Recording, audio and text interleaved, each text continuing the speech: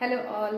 Woman सिरीजमध्ये आपण मागच्या व्हिडिओमध्ये प्री प्रेग्नन्सी प्लॅनिंगबद्दल बोललो. म्हणजे प्रेग्नन्सीसाठी प्लॅनिंग करणं किती दिवस आधी आवश्यक आहे आणि ते कशासाठी आवश्यक आहे.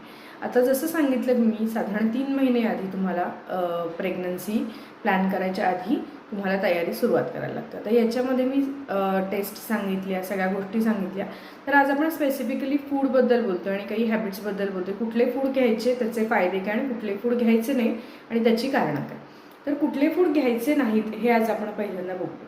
आता जर तुम्ही नॉन व्हेजिटेरियन असाल आणि तुमच्या आठवड्याच्या डाएटमध्ये किंवा रोजच्या डाएटमध्ये कोणत्या ना कोणत्या प्रकारचं मीठ, फिश असेल, तर मीठसाठी स्पेसिफिकली तुमचं मीठ व्यवस्थित वेल सोर्स्ड आहे का बघा.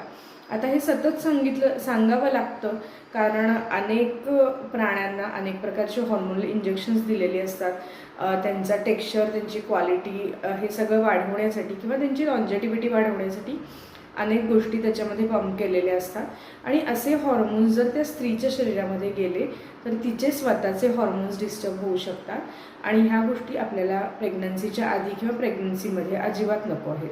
त्याच्यामुळं आम्ही जास्तीत जास्त, तुम्हाला जर त्या मीटचा सोर्स माहीत नसेल, तुम्ही जर त्याच्याबद्दल शुअर नसाल, तर आम्ही जनरली अवॉइड करायला सांगतो. किंवा मग प्रॉपर सोर्स असलं की जिथे तुम्हाला ऑथेंटिक मीट मिळेल, की ज्याच्यावर फारशी काही अति प्रोसेस केलेली नसेल, क्लीन मीट असेल, अशा ठिकाणी अशा ठिकाणून तुम्ही घेऊन तुम्ही योग्य पद्धतीनं ते शिजवून, योग्य पद्धतीनं ते कुक करून त्याच्यानंतरच ते खायचं आहे.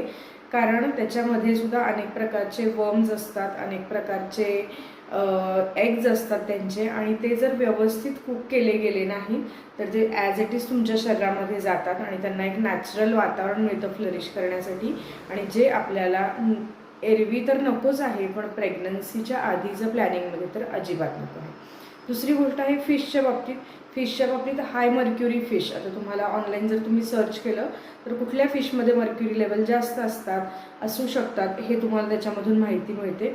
मर्क्युरी म्हणजे पारा, आणि पारा हा आपल्याकडं विषारीच मानला जातो, शरीरासाठी घातक मानला जातो आणि त्याचे अनेक दुष्परिणाम आहेत.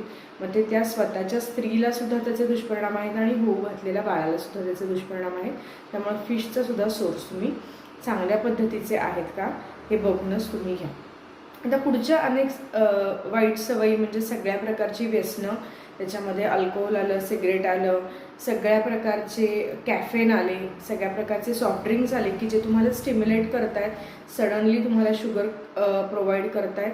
ह्या सगळ्या गोष्टी तुम्हाला पूर्णपणे बंद करायच्या. त्याच्यामध्ये मॉडरेशन वगैरे अजिबात नाही आहे. या गोष्टी तुम्हाला पूर्णपणे बंद करायच्या आहेत. आता जेव्हा आम्ही असे इन्स्ट्रक्शन्स देतो तेव्हा मुलींच्या कपाळावर आठ्या येतात. ज्या मुलींना काही असं करायचं नसतं, वेगळं काही त्याच्यामध्ये करायचं ना, तेव्हा तुम्हाला मी अगदी स्पष्टपणे सांगते, जर तुम्हाला एक छान प्रेग्नन्सी पाहिजे असेल, त्याच्यामध्ये तुमच्या स्वतःच्या शरीराचा डॅमेज होणार नाही, तुम्ही सुद्धा छान हेल्दी राहाल, ते बाळ हेल्दी राहील आणि आयुष्यभर तुम्ही तुमच्या एकमेकांचा हेल्थ जर एन्जॉय करायचं असेल तर तुम्हाला हे करावंच लागेल. आणि हे तुम्ही मनाविरुद्ध करू नका की मलाच काय करायला लागते. तुम्हाला उलट यू शुड फील हॅप्पी की ह्या गोष्टी माझ्या हातामध्ये आहेत, मी ह्या गोष्टी बऱ्यापैकी जवळजवळ कंट्रोल करू शकते. माझ्या बाळाचं हेल्थ, माझं हेल्थ, इव्हन तुमचे स्किन, हेअर डॅमेज जो बऱ्याच वेळा पोस्ट प्रेग्नन्सी होतो, तो जर तुम्ही आधीपासून जर काळजी घेतली, तुमचं न्यूट्रिशन जर उत्तम असेल तर ह्या गोष्टी बऱ्याच वेळा होत नाहीत. त्यामुळे ह्या गोष्टी मलाच का कराव्या लागतात, माझ्यासाठीच का बर्डन आहे असं न समजता मी ह्या गोष्टी उत्तम पद्धतीनं करू शकते. आणि एक आपण म्हणतो ना स्मार्टनेस, तो स्मार्टनेस तुमचा यूज करा. आणि त्या स्मार्टनेसचा यूज तुमच्या हेल्थसाठी, तुमच्या बेबीच्या हेल्थसाठी यूज करून तुम्ही एक अतिशय उत्तम पिढी बनवा. आणि स्वतःसाठी सुद्धा आयुष्यभरासाठी तुम्ही स्वतःची हेल्थसुद्धा या ठिकाणी प्रिझर्व करता. तर सगळ्या प्रकारचे कॅफेन, सगळ्या प्रकारचे स्टिम्युलंट्स तुम्हाला अवॉइड करायचे आहेत. आता काही ठिकाणी घरात कुणीतरी स्मोकिंग करत असतं, याला आपण पॅसिव्ह स्मोकिंग म्हणतो. म्हणजे ती स्त्री जरी स्वतः स्मोकिंग करत नसली तरी त्याचा धूर, वास तो त्या स्त्रीला सतत येत राहतो आणि त्याला सेकंडरी स्मोकिंग किंवा पॅसिव्ह स्मोकिंग म्हणतात. म्हणजे ती स्वतः जरी करत नसली तरी त्याचा साईड इफेक्ट घरातल्यांवर होत असतो, त्या स्त्रीवर होत असतो आणि याचा बाळाच्या ग्रोथवर 500% परिणाम होतो. त्यामुळं घरातही जरी कोणी व्यक्ती असेल तर तिनं स्मोकिंग बंद करा. त्या स्त्रीच्या शरीरावर किंवा त्या बाळाच्या शरीरावर परिणाम होईल असे कोणत्याही गोष्टी घरच्यांनी सुद्धा करू नका. तर या अगदी सोप्या बेसिक गोष्टी आहेत. अर्थातच तुम्हाला तुमची झोप व्यवस्थित पाहिजे, वॉटर इंटेक व्यवस्थित पाहिजे.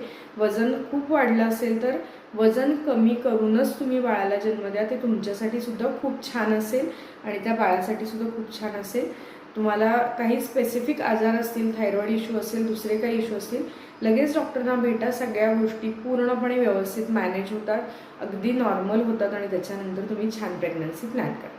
तर ह्या गोष्टी पूर्णपणे अवॉइड करायच्या आहेत. आता कुठल्या गोष्टी करायच्या आहेत तर पहिली गोष्ट, झोप व्यवस्थितच पाहिजे. स्क्रीन टायमिंग पूर्णपणे कट ऑफ करा. त्याचे रॅडिएशनचे परिणाम जे दिसत आहेत ते आता तुम्हाला सगळीकडे अवेलेबल आहेत, सर्च करा. जे माहीत नाही आहेत ते काही वर्षात पुढे येतील. तर आपल्याला ज्या गोष्टीचं, म्हणजे मी जसं कायम म्हणते की विष एवढंसं असू दे ना तर एवढं असू दे, त्याचा जो काही परिणाम व्हायचा आहे तो होणारच आहे.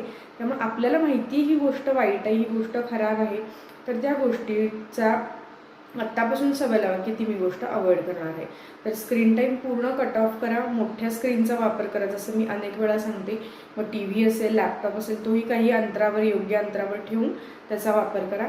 पाण्याचं इंटेक छान पाहिजे. पाणी तुम्हाला हायड्रेटेड ठेवतं, तुमचे म्हणजे गरज नसलेले क्रेविंग्स भरपूर कमी करतं, डिटॉक्स करतं आणि एकूणच तुमचा मूड चांगला ठेवण्यासाठी आणि हायड्रेशनसाठी पाण्याची गरज आहे. त्यामुळे पाण्याचा इंटेक लक्षात ठेवून व्यवस्थित ठेवा.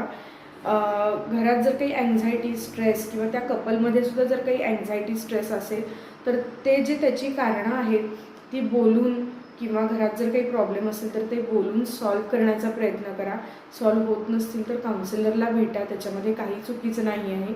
आणि ते प्रॉब्लेम लवकरात लवकर, ते बाळ आपल्या घरी येण्याच्या आधी आपले जे इश्यूज आहेत, मध्ये सायकोलॉजिकल असतील, फिजिकल असतील, जे काही असतील ते जास्तीत जास्त बोलून प्रश्न सोडवण्याचा प्रयत्न करा.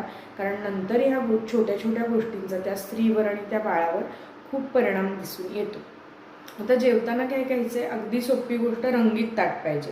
आता रंगीत ताटामध्ये काय असू शकतं तर पोळी, भाकरी, वेगवेगळ्या प्रकारचे पराठे, वेगवेगळ्या मिक्स गोष्टींचे पराठे, वेगवेगळ्या मिक्स गोष्टींची पोळी, भाकरी, या गोष्टी तुम्ही घेऊ शकता. तूप, घरचं तूप रोजच्या रोज पाहिजे.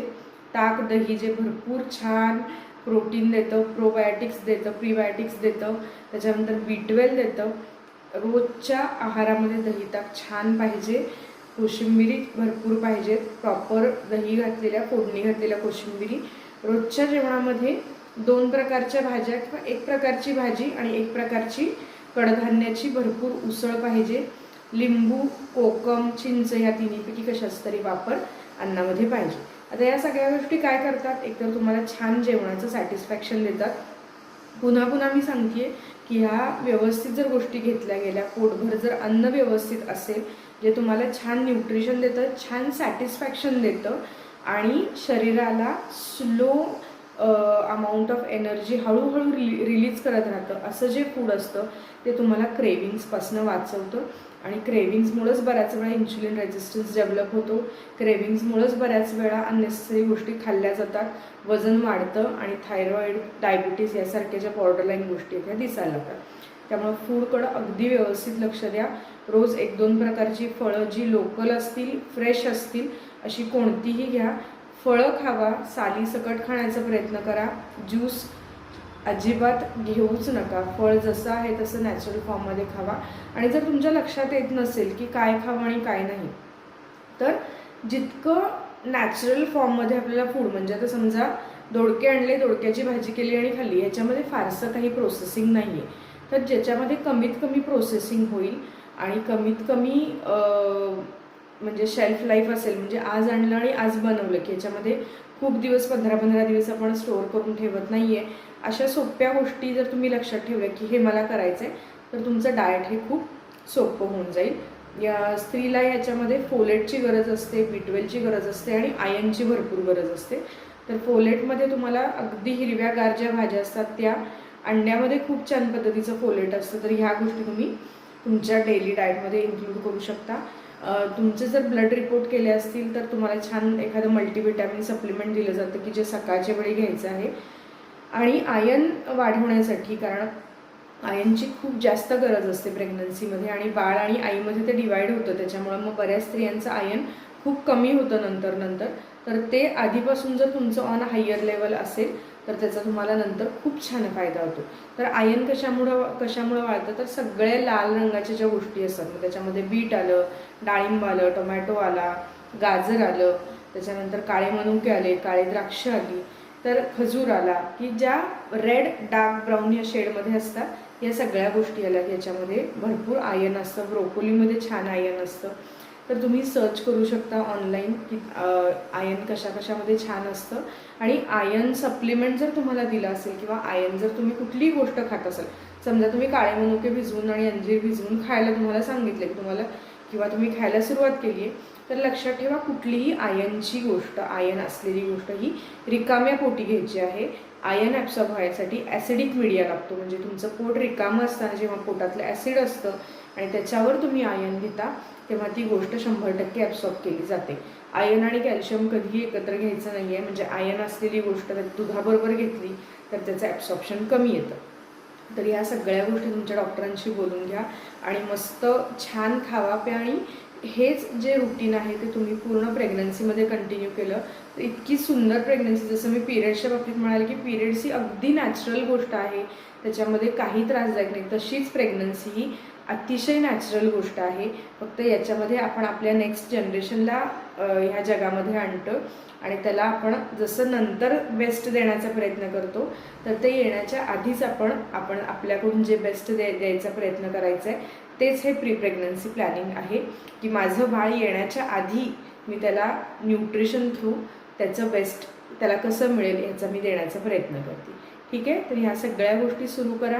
प्रेग्नन्सीचं प्लॅनिंग करणार असेल तर तुमच्या फॅमिली डॉक्टरना जाऊन भेटा. याचा तुम्हाला खूप फायदा होईल. आणि तुमचं बाळ, जी स्मार्ट मुलगी आपल्या बाळासाठी आत्तापासून प्रयत्न करते प्रेग्नन्सीच्या आधीपासून, तिचं बाळ इतर बाळांपेक्षा स्टँड आऊट नक्की होईल, याची मी तुम्हाला गॅरंटी देते. तर ठीक आहे, काळजी घेत राहा. प्रेग्नन्सी सिरीजमध्ये आपण आता पुढच्या वेळी बघणार आहे की इझी कन्सीव्ह होण्यासाठी कोणकोणत्या टिप्स, कोणकोणत्या गोष्टी आपण करू शकतो की ज्याच्यामुळं कन्सिविंग इझी होतं. आणि त्याच्याबद्दल मग डिटेलमध्ये पुढच्या व्हिडिओमध्ये जाणून घेऊ. तोपर्यंत काळजी घ्या. बाय.